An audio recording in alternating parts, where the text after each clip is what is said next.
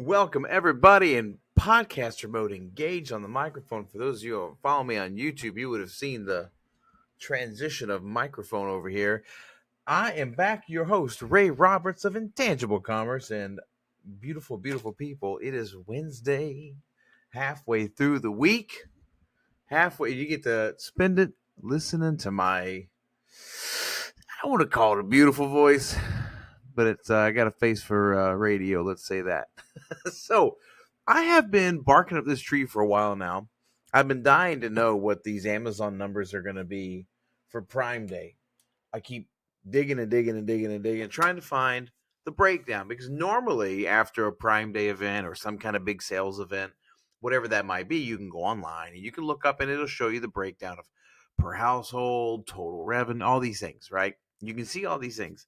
And eventually the numbers will come out after investor meetings and all that. But normally, Amazon's pretty quick to let you know how cool they are. This year has been different.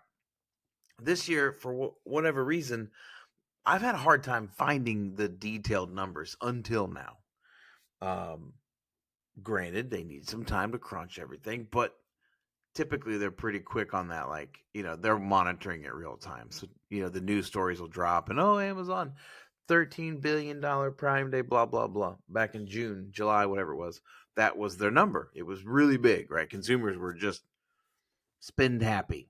They were still drinking the juice of the recession's not coming and the economy will flatten out and we trust the blah, blah, blah, blah, whatever.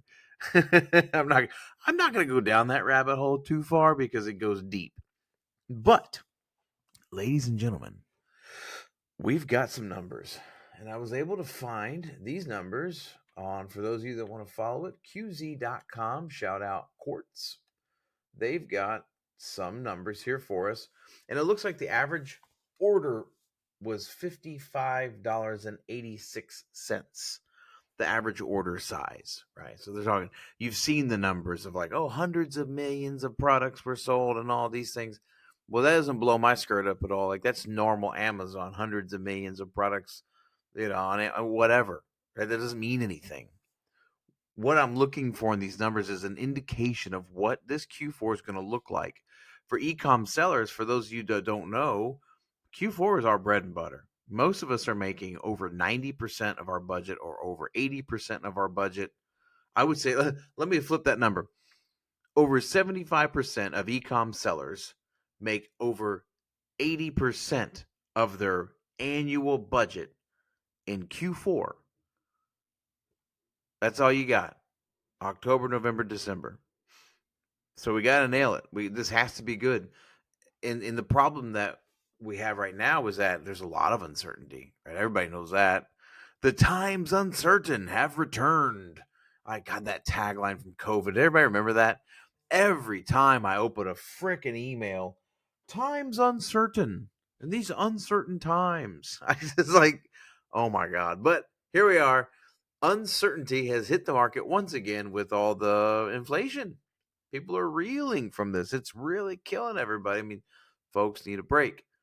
And if you look at the Amazon Prime numbers, it's indicative of that, because it did not come in the same realm of the $13 billion. It was like $12.97 billion or whatever it was that the summer Prime Day had. They're not saying exactly what it is. And the numbers are sort of jumbled in the way that they're telling me that hundreds of millions of products were sold, but then they give me the number of average order. One order could have multiple products, right? It's like one order can be 5 different things. I don't know what it correlates to. Item to order means nothing. So they're saying something without saying something. And if Amazon puts out news that their numbers were short, it might make people panic. Not panic to the point where they're going to go buy up all the bread and milk, but it could create more uncertainty, more market instability. And so Amazon would probably not want to tell everybody, hey guys, we only did 10 billion. We fell way short of where we thought we were going to be. They're not saying, and I'm not going to extrapolate if they are or aren't that short, but it looks like we got a bit of a problem. It looks like they're going to be pretty dang short. So looking at $108.86 as the average household spend, over 48% of households bought two or more items. It's common for a big sale like that. 6% share of consumers that place more than 5 orders within the first 30 hours.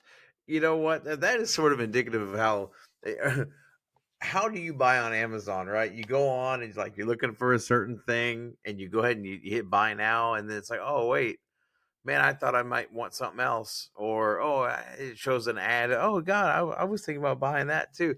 Amazon's ad serve is so good, and they've really been the ones to capitalize on consumer data, because they, obviously collect the hell out of it, and everything you buy and purchase and use and click on, whatever, it's collecting all that information, so it knows to serve up. Oh, this guy just bought, I don't know, whatever, a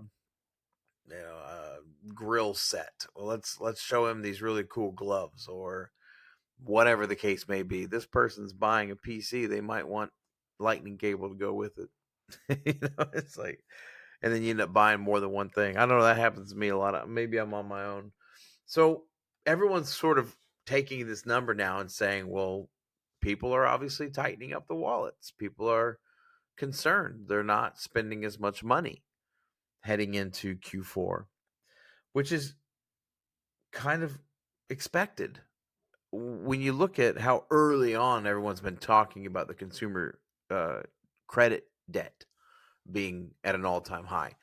This conversation didn't start yesterday. It didn't start during Prime Day. This conversation's been going on since early summer. So I don't know what's going on with that. Was that Prime Day inflated? Oh, I'm over here punching my mic. Sorry. Was that Prime Day inflated based on that consumer? Because I don't know if you guys are aware of this, but Amazon makes up the lion's share of e-com transactions in the United States. Perhaps this is a situation where that consumer debt is in preparation for what they would normally buy in Q4. I'm not saying it is, but I'm extrapolating here to wonder, did folks earlier in the year decide to get ready, or as ready as they could, for Christmas early, hella early? Or maybe they decided, you know what, it's going to be a smaller Christmas, but we're going to have bigger birthdays. Summer's got crazy amount of birthdays in the summer. Winter activities are somewhat limited, so summer babies is a thing. Google, that's worth a Google. You can Google that. We're not going to go there. You can Google that all by yourself. Yeah, y'all are big, just incognito probably. So um, we're going off the rails here. But my question, I guess, to the crowd is, what do you think's going on? Because the way I'm looking at this is people bought earlier than normal in preparation for what they figured is just going to be a slower Christmas, and they didn't buy as much on the Prime Day in October that they normally would. And for those of you who do or don't know, October is the big month. October, early November. That's when the peak season, what we call peak season, where sales volume kicks way, way, way up. That's typically when it starts. You're looking mid to late October, early November. You're going to start really getting hammered with orders, and everybody's looking forward to it and ready for it as good as they can be, but terrified at the same time, because you got to get it right. And so this indication is just sort of saying, hey, it's a bit of a red flag. People aren't spending what they used to. Now, moving over to the rest of the ecom market, we've got Shein's back in the news with their evaluation. They were valued at, what was it, 30? No, I'm sorry, 30. I was just a little off. $90 billion valuation for Shein. 90 billion, and they're going IPO. If anybody's not familiar with that, their valuation for the U.S. IPO, excuse me, been a long day, hit them at $90 billion. Wow, right? That's just crazy. And then you wonder what's behind that. They're obviously there's stores and Shein stores and all that kind of thing. So is it going to be the case where there's like a Shein near you, like a location instead of just an online shop? I mean, I'm not mad at Shein. I know they're getting their products, all that. It's coming over from China, etc. Not a big deal. Most of us are buying products from China every day. Probably don't even know it, but most of the stuff you buy is from China. It's not a big deal. But um, at least it's distributed in the U.S. At least they've got U.S. based warehousing. The people live in this country. They spend their money in this country. It's employing folks who live in America, right? So that it is helping our economy. It is a value buy as well. They've got great products at reasonable prices.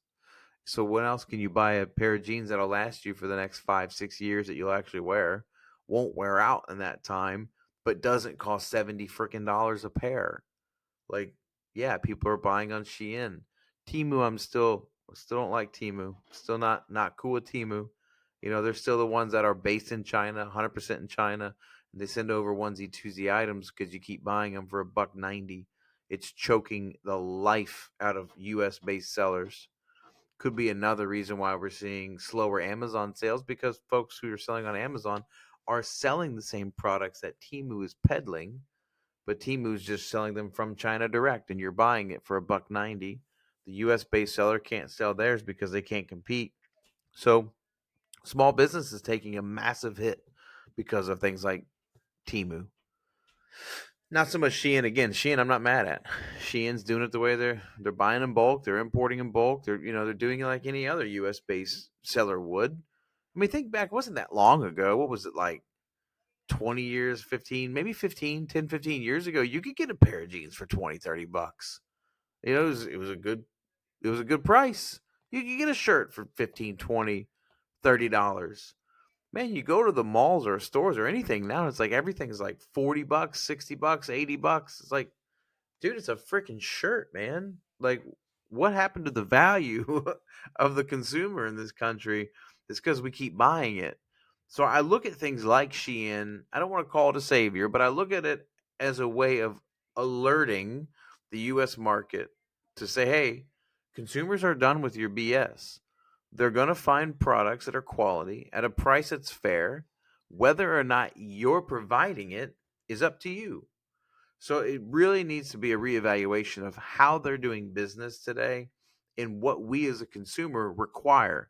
And in this market, we require quality products at a fair price. And I don't think that's hard to provide. I really don't.